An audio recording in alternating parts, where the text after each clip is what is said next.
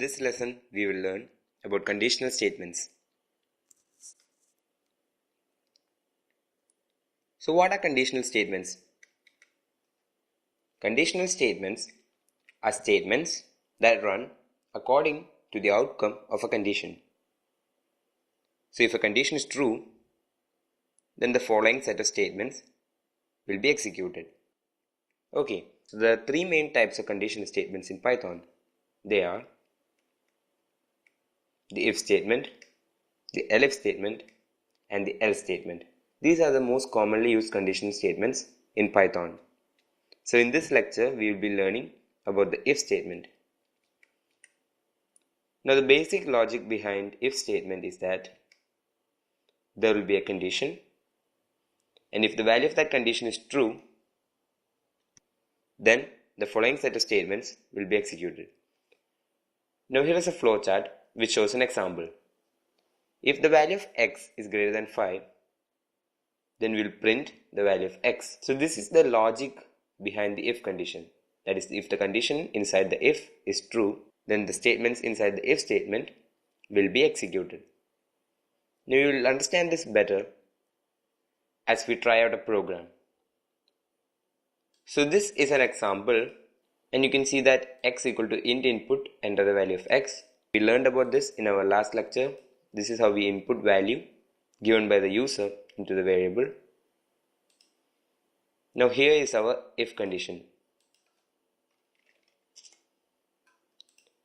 So we have to use an if condition, we use the if keyword followed by the brackets. Inside the brackets, we provide our condition, and if the condition is true, then this statement will be executed. Now there is a problem.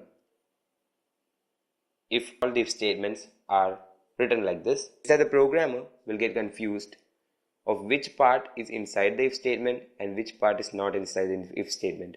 So to solve that confusion in Python, whenever you write body of an if statement, you have to add a tab space. To add a tab space, you just have to press on the tab button on your keyboard. You can do this, or else you can press the space bar 3 times. Now what this does is that now we can easily identify which part of the code is inside the if statement and which part is outside the if statement. This is called indentation. So in order to use the if statement, we use the if keyword followed by the brackets. Inside the brackets, we provide a condition. In this case, it is x greater than 5. And if that condition is true, we will print the value of x. And to identify which part of code is inside the if statement, we separate the statements inside the if using a tab button.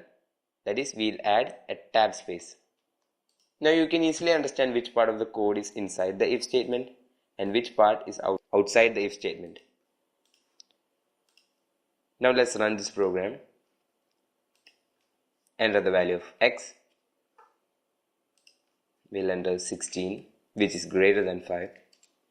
And we can see that 16 is printed in the output screen. This is because 16 is greater than 5. So I think if statement is clear to you. So I'll repeat the syntax of the if statement once again. To use the if statement, we use the if keyword, open 2 brackets. Inside the bracket, we provide our condition.